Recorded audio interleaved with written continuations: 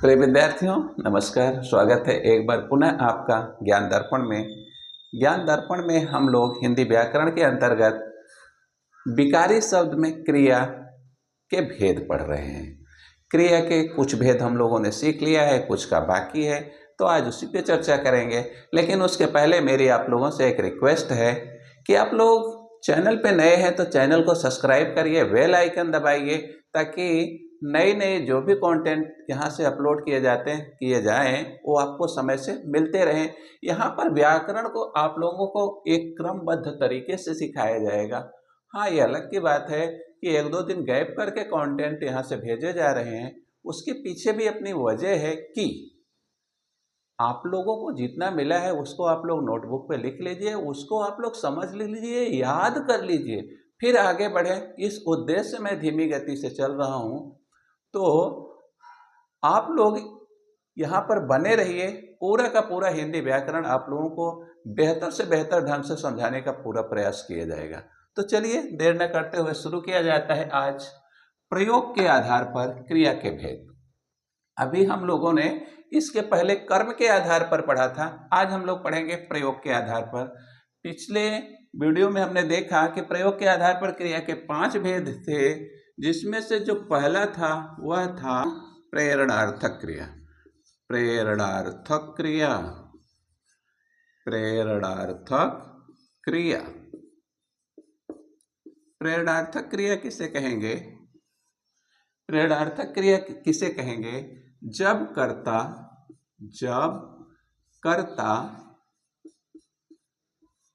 किसी दूसरे के लिए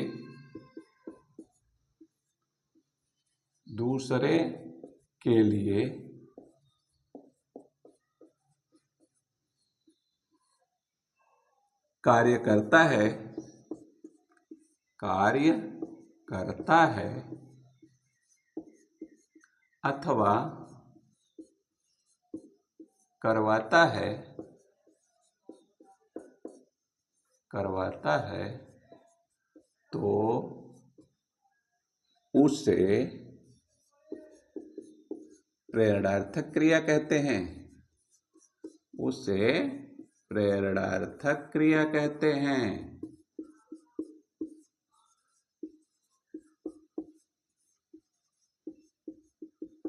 जब कर्ता किसी दूसरे के लिए कार्य करता है अथवा करवाता है, चाहे वह दूसरे के लिए स्वयं काम करे या किसी और से करवाए, तो उसे क्या कहेंगे? प्रेरणार्थक क्रिया कहेंगे। जैसे अध्यापक ने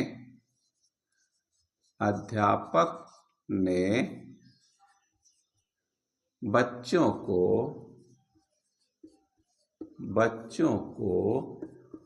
कविता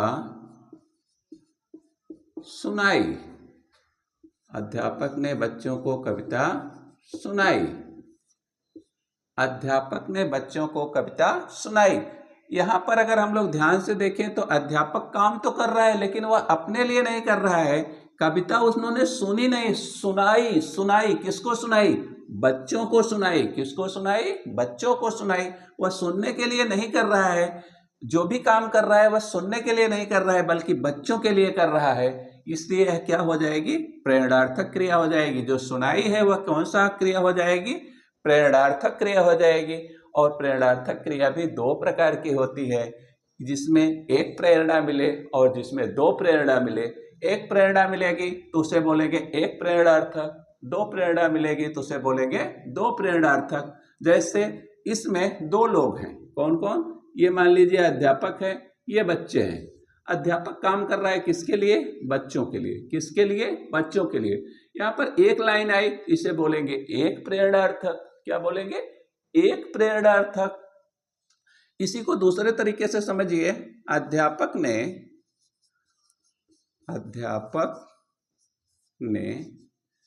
बच्चों को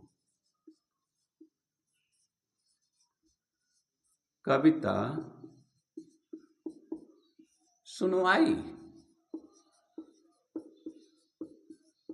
अध्यापक ने बच्चों को कविता सुनवाई। अभी देखिए, इसमें अध्यापक स्वयं काम कर रहा था, बच्चों को कविता सुना रहा था। अभी इसमें अध्यापक स्वयं काम नहीं कर रहा है, स्वयं काम नहीं कर रहा है, किसी और से, बच्चों को वही कविता सुनवा रहा है लेकिन किसी और से सुनवा रहा है।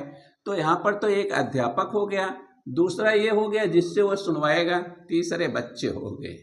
तो अध्यापक ने इसको बोला और इसने बच्चों को सुनाया। तो एक प्रेरणा तो ये हुई, दूसरी प्रेरणा ये हुई। तो इस तरह से यह जो ऊपर वाली लाइन होगी, अध्यापक ने बच्चों को कविता सुनाई, एक प्रेरणार्थक होगी, और इसमें अध्यापक ने बच्चों को कविता सुनवाई, यह दो प्रेरणार्थक हो जाएगी। उम्मीद करता हूं आप लोग समझ पा रहे होंगे कि इस ऐसे वाक्यों में कर्ता जो होता है वह स्वयं के लिए काम नहीं करता, वह स्वयं के लिए काम नहीं करता, किसी और के लिए करता है। और जब स्वयं दूसरे के लिए काम करता है तो एक प्रेरणार्थक, और दूसरे से वही काम करवाता है तो दो प्रेरणार्थक। उदाहरण लेते हैं। माँ ने बेटे को मेला दिखाया। माँ ने बेटे को मेला दिखाया। माँ ने बेटे को मेला दिखाया। माँ मेला देखने नहीं गई, बेटे को दिखाने के लिए गई है। किसको दिखाने? बेटे को। यहाँ पर क्या हो जाएगी? ये माँ हो जाएगी, ये बेटा हो जाएगा।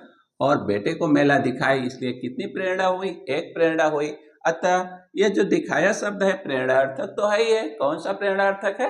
एक प्रेरणार्थक। कौन सा प्रेरणार्थक? एक प्रेरणार्थक। इसी को कुछ और बनाते हैं हम लोग। माँ ने बेटे को मेला दिखवाया। माँ ने बेटे को मेला दिखवाया। अभी माँ स्वयं काम नहीं कर रही है, बेटे को तो मेला दिखवा रही है लेकिन किसी और से दिखवा रही है।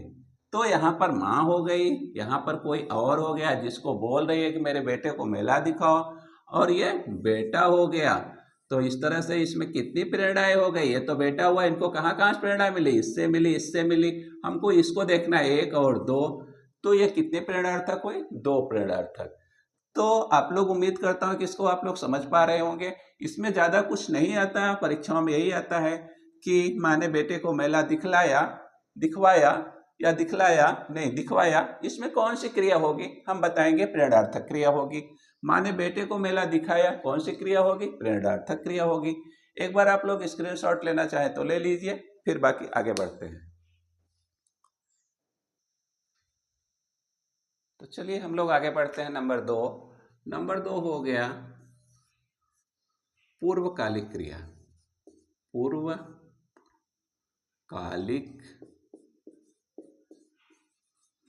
क्रिया, इसका डेफिनेशन क्या होगा? इसकी परिभाषा क्या होगी? पूर्वकालिक क्रिया की परिभाषा क्या होगी? जब वाक्य में एक क्रिया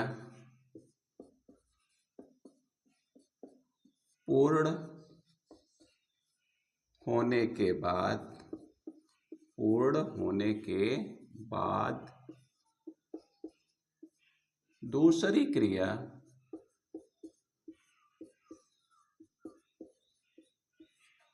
होती है,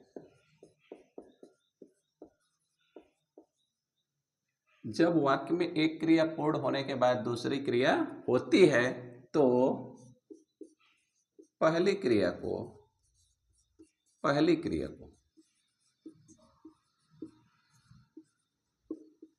पूर्वकालिक क्रिया कहते हैं।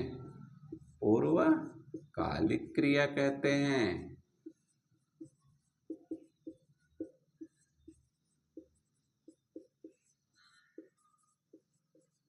जब वाक्य में एक क्रिया पूर्ण होने के बाद, दो क्रियाएं हो रही हैं, एक क्रिया पूर्ण होने के बाद दूसरी क्रिया होती है तो पहली क्रिया को पूर्वकालिक क्रिया कहा जाता है। जैसे बच्चे खाना खाकर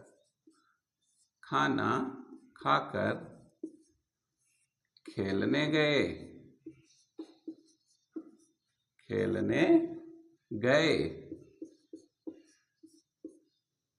चलिए इस खाना को मैं हटा देता हूँ क्योंकि दो दो चीज एक जैसा हो जा रहा है, दिक्कत हो रहा है। चलिए यहाँ पर भोजन कर देते हैं। बच्चे भोजन खाकर खेलने गए। बच्चे भोजन खाकर खेलने गए। एक क्रिया तो खेलना है, दूसरा है खाकर। एक क्रिया खेलना, दूसरा क्रिया खाकर, दो दो क्रियाएं आ रही हैं। और इसमें हमें देखना है कि पहले कौन सी क्रिया हुई। जो पहले क्रिया हुई होगी वही होगा पूर्वकालिक क्रिया। हम देखेंगे बच्चे भोजन खाकर खेलने गए। पहले खेलने गए कि पहले भोजन खाया? तो आप लोग बताइए पहले क्या किया? अरे भाई पहले भोजन खाया, पहले भोजन खाया। इसलिए ये जो खाकर है, खाकर यह हो जाएगी पूर्वकालिक क्रिया। यह खाकर क्या हो जाएगा? पूर्वकालिक क्रिया हो जाएगी। क्या हो जाएगी? पूर्वकालिक क्रिया। दूसरा उदाहरण लेते हैं। मोहन किताब पढ़कर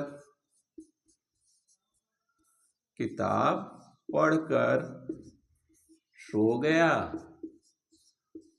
मोहन किताब पढ़कर सो गया। सॉरी, मोहन किताब पढ़कर सो गया। इसमें भी दो क्रियाएं हो रही, एक सोना, दूसरा पढ़कर।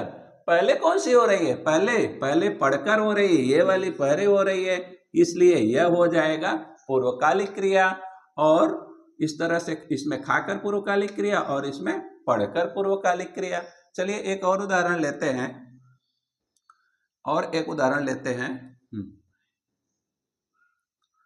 राम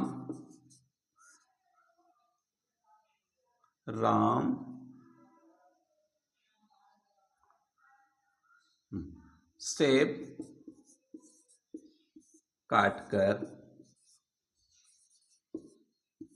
खाया। राम सेब काटकर खाया। इसमें खाया एक क्रिया हो रही है, दूसरी क्रिया काटकर।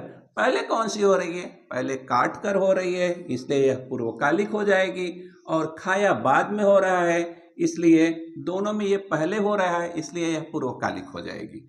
तो परीक्षाओं में इस तरह के क्वेश्चन आएंगे। आपके वाक्य दिया रहेगा और आपसे पूछा जाएगा इसमें किस प्रकार की क्रिया है। आप आसानी से बता पाएंगे कि इसमें पूर्वकालिक क्रिया है। क्या बता पाएंगे? पूर्वकालिक क्रिया है। एक बार मैं हटता हूं, फिर से स्क्रीनशॉट लेना चाहें ले लीजिए। चलिए हम लोग आगे बढ़ते हैं। देखते हैं नंबर 3, नाम धातु क्रिया। नाम धातु क्रिया। नाम धातु क्रिया। जो क्रिया संज्ञा अथवा सर्वनाम नहीं, विशेषण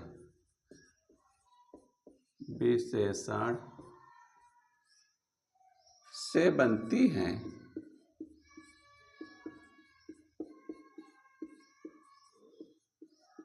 उसे नाम धातु क्रिया कहते हैं। नाम धातु क्रिया कहते हैं। किसे कहते हैं नाम धातु? जो क्रिया संज्ञा अथवा विशेषण से बनती है, संज्ञा अथवा विशेषण से बनती है, उसी को क्या कहेंगे? नाम धातु क्रिया। चलिए संज्ञा से देखते हैं कौन सी क्रिया बनती है। संज्ञा से कौन सी क्रिया बन रही है? ये तो हो गई संज्ञा, ये हो गई क्रिया। संज्ञा जैसे हो गया लात। पैर को हम लोग लात भी बोलते हैं, देशज भाषा का शब्द है लात। तो इससे कौन सी क्रिया बन जाएगी? इससे बन जाएगा लतियाना। क्या बन जाएगा? लतियाना। फिर बात, जो हम लोग बातचीत करते हैं, इससे बन जाएगा बतियाना। क्या बन जाएगा? बतियाना। लाज से क्या बन जाएगा? लजाना। तो इस तरह से संज्ञा से भी क्रियाएं बन रही हैं। तो संज्ञा से जो क्रियाएं बनेगी उसे क्या बोलेंगे? नाम धातु क्रिया। चलिए दूसरा कुछ हम लोग देख लेते हैं, विशेषण से भी कुछ क्रियाएं बन रही हैं। विशेषण, और ये हो गई क्रिया। जैसे हमारा नरम जो शब्द है यह है विशेषण। किसी की विशेषता बता रही है कि रोटी नरम नरम है। रोटी कैसी है? नरम नरम है। और इससे क्रिया क्या बन जाएगी? नरमाना। क्या बन जाएगी? नरमाना। गरम, गरम से क्या बन जाएगा? गरमाना। तो देख रहे हैं आप लोग कि विशेषण से भी क्रियाएं बन पा रही है। जैसे ठंड हो गया, ठंड, गर्मी, ठंडी का महीना, ठंड, ठंड से क्या हो जाएगा? ठंडाना, ठंडाना। तो इस तरह से हमने देखा कि विशेषण से भी क्रियाएं बन रही हैं और संज्ञा से भी क्रियाएं बन रही हैं। संज्ञा और विशेषण से जितनी क्रियाएं बनेगी उन सबको हम लोग बोलेंगे नाम धातु क्रिया। क्या बोलेंगे? नाम धातु क्रिया। इसे वाक्य में प्रयोग करके हम लोग देखते हैं। जैसे पुलिस ने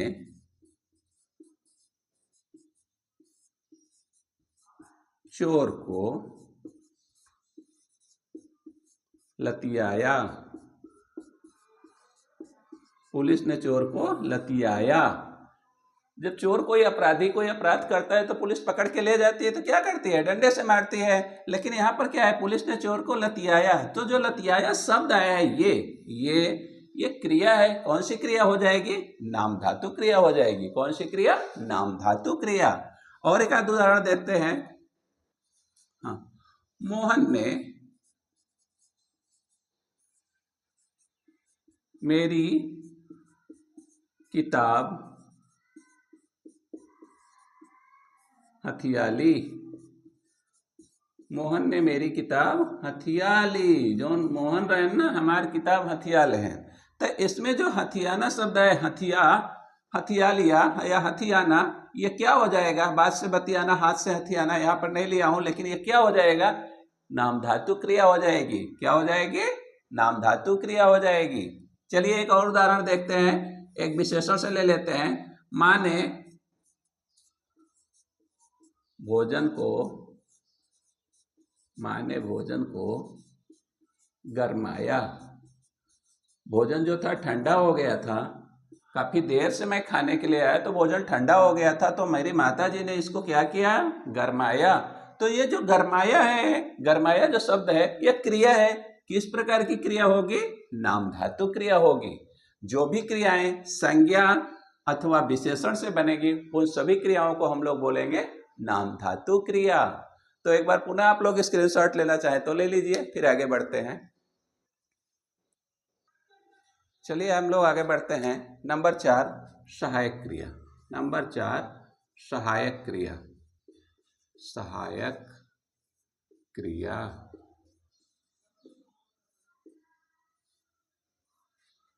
सहायक क्रिया की क्या डिफिनेशन होगा? मुख्य क्रिया को छोड़कर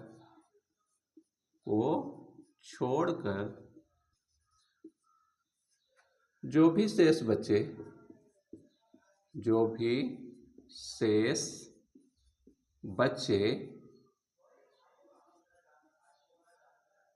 उसे सहायक क्रिया कहते हैं। ये हमको समझने के लिए है। सहायक क्रिया कहते हैं। सहायक क्रिया को समझने के लिए है कि मुख्य क्रिया को छोड़कर जो भी बचता है उसे हम लोग कहेंगे सहायक क्रिया। मुख्य क्रिया को छोड़कर जो भी शेष बचेगा सभी को हम लोग बोलेंगे सहायक क्रिया। जैसे अब आप लोग और बेहतर समझ पाएंगे। जैसे रानी विद्यालय जा रही है। रानी विद्यालय जा रही है।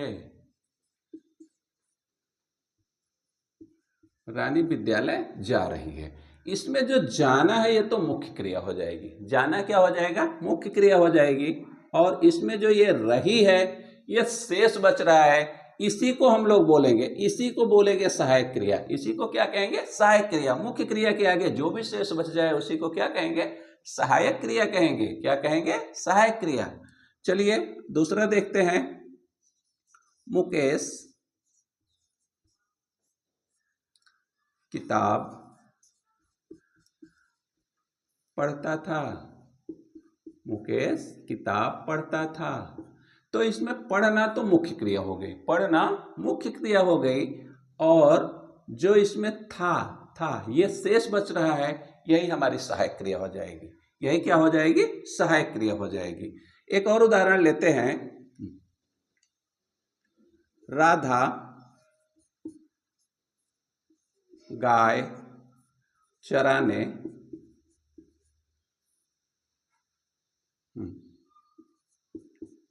जा चुकी थी। राधा गाय चराने जा चुकी थी। ये जाना तो हमारा मुख्य क्रिया हुआ, और ये यहां से यहां तक जो बचा है, ये इसी को हम लोग बोलेंगे सहायक क्रिया। जो भी शेष बचा है उसी को क्या बोलेंगे? सहायक क्रिया। रानी विद्यालय जा रही है, इसमें रही है, शेष बच गया। मुख्य क्रिया जाना था, ये शेष बचा, ये सहायक क्रिया हो गई। मुकेश किताब पढ़ता था, इसमें पढ़ना मुख्य क्रिया हो गई, ये शेष बचा था, ये सहायक क्रिया हो गई। राधा गाय चराने जा चुकी थी, जाना मुख्य क्रिया हुआ, और चुकी थी जो बचा हुआ है वह शेष है, उसी को हम लोग बोलेंगे सहायक क्रिया। क्या बोलेंगे? सहायक क्रिया। और नंबर पांच हम लोग देख लेते हैं। नंबर 5 है संयुक्त क्रिया। संयुक्त क्रिया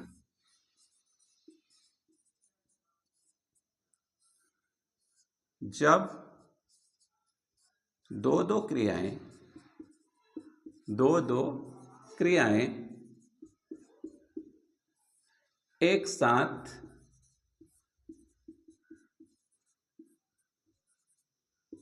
होती हैं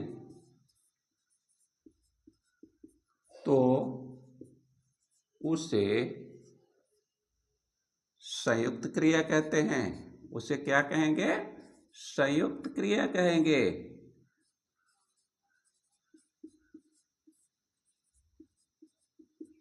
जब दो क्रियाएं एक साथ होती हो, एक क्रिया तो हो ही रही थी, इसमें राधा गाय चराने जा चुकी थी, एक ही क्रिया हो रही थी, लेकिन जब दो क्रियाएं एक साथ हो तो उसे क्या कहेंगे? संयुक्त क्रिया कहेंगे। जैसे चलिए हम लोग देख लेते हैं उदाहरण से, एक दो उदाहरण से माध्यम से समझ में आ जाएगा। जैसे मीरा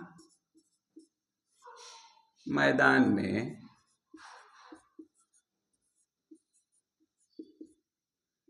खेल कूद रही थी। खेल कूद रही थी, इसमें खेलना भी एक क्रिया है और कूदना भी एक क्रिया है। दो क्रियाएं आ रही हैं वाक्य में, और दोनों क्रियाएं एक साथ हो रही है। ऐसा नहीं है कि उसने खेल लिया फिर कूद रही है, ऐसा थोड़ी हो रहा है। वो खेल भी रही है, कूद भी रही है, दोनों साथ साथ कर रही है। दोनों साथ साथ कर रही है ना भाई। ऐसा नहीं है कि खेल लिया, थोड़ी देर आराम कर लिया फिर कूद लिया, ऐसा तो नहीं कर रही है। वो खेल भी रही है और कूद भी रही है, दोनों साथ साथ कर रही है। इसलिए इसे क्या बोलेंगे? संयुक्त क्रिया बोलेंगे। क्या बोलेंगे? संयुक्त क्रिया बोलेंगे, क्योंकि दोनों क्रियाएं एक साथ हो रही हैं। चलिए दूसरा उदाहरण लेते हैं। दूसरा, प्रकाश नाम का कोई बच्चा है। प्रकाश विद्यालय जा चुका है। पहुंच गया है। विद्यालय पहुंच गया है। विद्यालय, प्रकाश जो नाम का बच्चा था वो विद्यालय पहुंच गया है। पहुंचना तो एक क्रिया है, पहुंचना एक क्रिया है, और गया भी एक क्रिया है। गया, आप लोग समझ रहे हैं ना? जाना का जो सेकंड फॉर्म होगा वही हो जाएगा गया।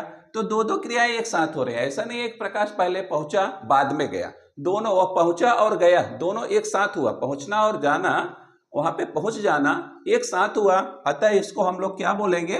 संयुक्त क्रिया बोलेंगे, क्योंकि दोनों क्रियाएं पहुंचना और गया सेकंड फॉर्म दोनों एक साथ हो रहा है। दोनों एक साथ हो रहा है, इसलिए क्या हो जाएगा?